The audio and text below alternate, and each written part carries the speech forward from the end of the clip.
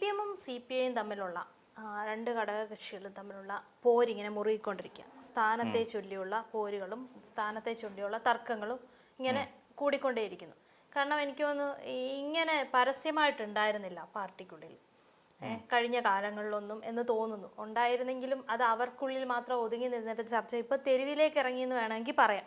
അപ്പോൾ ശരിക്കും നോക്കുമ്പോൾ കോൺഗ്രസിനേക്കാളിലും വലിയ പോര് മുറുകുന്നത് ഇപ്പം CPM-നകത്തും CPI-ക്കകത്തുമാണ്. അതെ, സത്യത്തിൽ നമ്മൾ കാണേണ്ട ഒരു കാര്യമാണത് ശരിക്കും പറഞ്ഞു കഴിഞ്ഞാൽ. അതായത് നമ്മുടെ സംസ്ഥാനത്തെ ഏറ്റവും ക്രെഡിബിലിറ്റി ഉള്ള അല്ലെങ്കിൽ ഏറ്റവും കൂടുതൽ ശക്തമായ ഉറച്ച വേരുകളുള്ള എന്നൊക്കെ അവകാശപ്പെടുന്ന ഒരു രാഷ്ട്രീയ മുന്നണിയാണ് ഈ പറയുന്ന LDF എന്ന് പറഞ്ഞാൽ.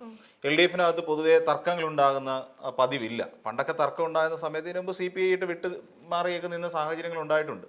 പക്ഷേ എന്നിരുന്നാൽ തന്നെയും കുറേ കാലമായി ഇവർ തമ്മിൽ വലിയ പ്രതിസന്ധികളൊന്നുമില്ല. പക്ഷേ എന്നാൽ ഇപ്പോഴങ്ങനെയല്ല. ഇപ്പം ഗതി മാറി. ഇപ്പം മാറിക്കൊണ്ട് നേരത്തെ നമുക്കറിയാം PM ശ്രീ എന്ന് പറയുന്ന ഒരു പദ്ധതിയിലാണ് ആദ്യമായി CPI CPM-ൻ്റെ ഒരു പോര് ആരംഭിക്കുന്നത്. അതായത് PM ശ്രീ എന്ന് പറയുന്ന ഒരു പദ്ധതി സംസ്ഥാനത്തിന് ആവശ്യമുള്ള ഒരു പദ്ധതിയായിരുന്നു. ശരിക്കും പറഞ്ഞാൽ സംസ്ഥാനത്തിന് അവിടെ SSK ഫണ്ട് അടക്കമുള്ള ഫണ്ടുകൾ നമ്മുടെ സംസ്ഥാനത്ത് ലഭിക്കുകയും അതോടൊപ്പം അത് കോടിക്കണക്കിന് 1000-ലധികം കോടി രൂപയുടെ ഫണ്ടാണ് നമുക്ക് ലഭിക്കേണ്ടത് സംസ്ഥാന സർക്കാരിന്. അപ്പോൾ ആ സാഹചര്യത്തിൽ ഇടത് സർക്കാരിൽ, അതായത് ഇടത് സർക്കാരിൽ CPM-ൻ്റെ മന്ത്രിയായ V ശിവൻകുട്ടി അതിന് നേതൃത്വം നൽകുകയും അതിൻ്റെ ഒരു MOU സൈൻ ചെയ്യുകയും ചെയ്തു. MOU എന്ന് മാത്രം നമുക്ക് പറയാം, ധാരണാപത്രം. ആ ധാരണാപത്രം സൈൻ ചെയ്തു. അതിന് എന്തുമാത്രം പുകിലാണ് CPI ഉണ്ടാക്കിയത് നമ്മൾ ആലോചിക്കണം. CPI അതിഭീകരമായി അതിനെ എതിർക്കുകയും CPI CPM എന്ന് പറയുന്ന ഒരു പോര് അവിടെ ആരംഭിക്കുന്നതിന് കാരണമാവുകയും ചെയ്തു. ഇത് തുടക്കം മുതൽ തന്നെ ഞങ്ങളിൽ ആരാണ് ഏറ്റവും ആദ്യം ഉണ്ടായത് CPI ആണ് കേട്ടോ. അതിനുശേഷം 64-ലാണ് CPM മാറുകയൊക്കെ ചെയ്യുന്നത്. അപ്പോൾ അന്ന് തുടങ്ങി ഈ ആശയ പ്രശ്നങ്ങളൊക്കെ ഇവർ തമ്മിൽ നിലനിന്ന് പോരുന്ന ഒരു സാഹചര്യം ഉണ്ടായിരുന്നു. എന്നാൽ ഏറെക്കാലമേ വലിയ ബുദ്ധിമുട്ടില്ല. അപ്പോഴും ഇവിടെ ഒരു ഘടകകക്ഷി എന്നുള്ള നിലയിൽ നിന്നുകൊണ്ട് ആ LDF-ൻ്റെ ഒരു മന്ത്രിസഭ എടുത്ത തീരുമാനത്തെ പിന്താങ്ങുന്നതിന് പകരം ഇത് പ്രതിപക്ഷമായി അങ്ങ് മാറി. എന്ന് വെച്ചാൽ പ്രതിപക്ഷം എടുക്കേണ്ട പണി ചെയ്തുകൊണ്ടിരിക്കുന്നത് CPI ആയി മാറുന്നു. അപ്പോൾ ഭരണപക്ഷത്തെ കൂടുതൽ അല്ലെങ്കിൽ LDF അല്ലെങ്കിൽ CPM-നെ ഏറ്റവും കൂടുതൽ പ്രതിരോധത്തിലാക്കുന്ന ഒരു നിലപാടിലേക്ക് ശരിക്കും CPI പോയി. അപ്പോൾ പൊതുവിലൊരു ചർച്ച വന്നു. CPI-ക്കാർ പോലും ഇടതുപക്ഷത്തിൻ്റെ അല്ലെങ്കിൽ സർക്കാരിൻ്റെ ഈ ഒരു തീരുമാനത്തെ എതിർക്കുന്നു.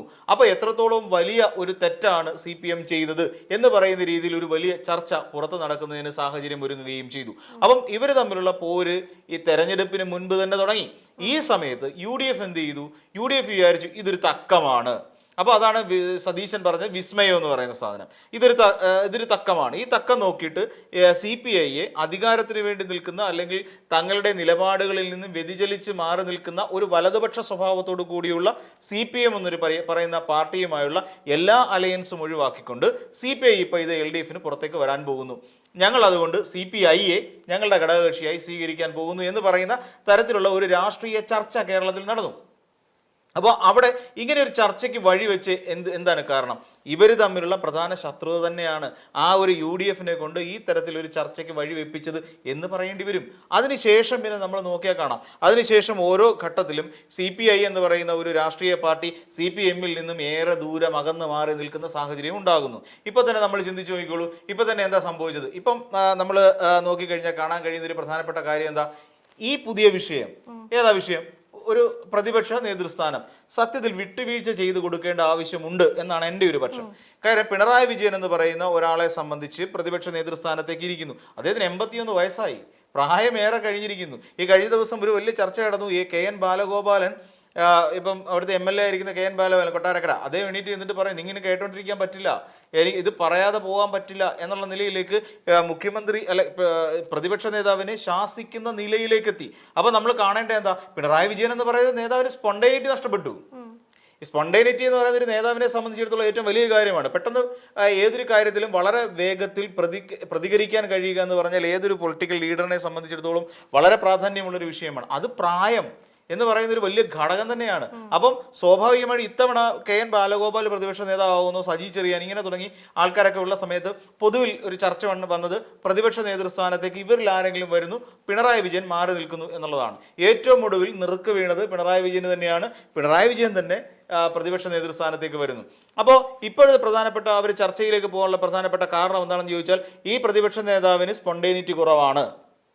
വി ഡി സതീശൻ മുഖ്യമന്ത്രിയായി അപ്പുറത്ത് നിൽക്കുന്ന സമയത്ത് വി ഡി സതീശൻ ഉയർത്തിക്കൊണ്ട് വരുന്ന പലതിനെയും പ്രതിരോധിക്കാൻ കഴിയാത്ത വണ്ണം ആ പടം 35 പേരേ ഉള്ളൂ.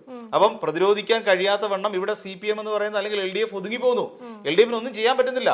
നമ്മൾ നോക്കിയാൽ കാണാം വളരെ അനായാസം കാര്യങ്ങൾ വി ഡി സതീശന് കൈകാര്യം ചെയ്യാൻ കഴിയുന്നു എന്നുള്ളതാണ് സഭയിൽ. അപ്പം സഭയിൽ അപ്പോൾ കുറച്ചുകൂടെ ശക്തനായ ഒരു നേതാവ് കൂടി കെ രാജൻ ഉണ്ടായിരുന്നു. അദ്ദേഹം കഴിഞ്ഞ തവണ റവന്യൂ മന്ത്രിയായിരുന്നു. കെ രാജന് അവിടെ ഒരു സാധ്യത കൊടുക്കാം, ഉപനേതാവ് എന്ന് പറഞ്ഞൊരു സാധ്യത കൊടുക്കാം. കെ രാജന് കൃത്യമായ ഒരു വിഷയത്തെക്കുറിച്ച് സംസാരിക്കാൻ അറിയാം. കെ രാജൻ തന്നെ വളരെ കൃത്യമായി കാര്യങ്ങൾ മുന്നോട്ട് കൊണ്ടുപോവുകയും ചെയ്യും. അപ്പോഴും എന്തുകൊണ്ടാണ് ആരെ പിടിച്ചു നിർത്താൻ വേണ്ടിയിട്ടാണ് പിണറായി വിജയൻ നേതൃസ്ഥാനത്തെ വേണ്ട എന്ന് വെക്കുന്നത്? അപ്പം ആരെയോ അതിന്റെ മുൻകൂട്ടി കണ്ടിട്ടുണ്ട്. UDF ആരോപിക്കുന്ന പോലെ ഇനി മുഹമ്മദ് റിയാസ് ആണോ വരാൻ പോകുന്നത്, മരുമോനല്ലേ എന്ന് പറയുന്ന ഒരു തലത്തിലേക്ക് വേണമെങ്കിൽ ഈ ചർച്ച വഴിതെറ്റിപ്പോവും. അത് CPM എന്ന് പറയുന്ന പാർട്ടിക്ക് വലിയ ദോഷം ചെയ്യുന്ന ഒരു കാര്യമാണ്.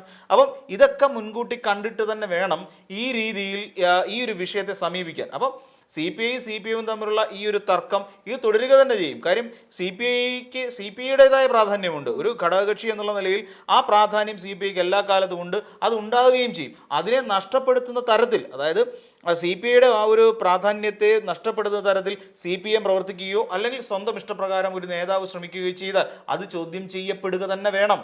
കാരണം ഇതൊരു മുന്നണി സ്വഭാവമുള്ള ഒരു സംഭവം തന്നെയാണ്.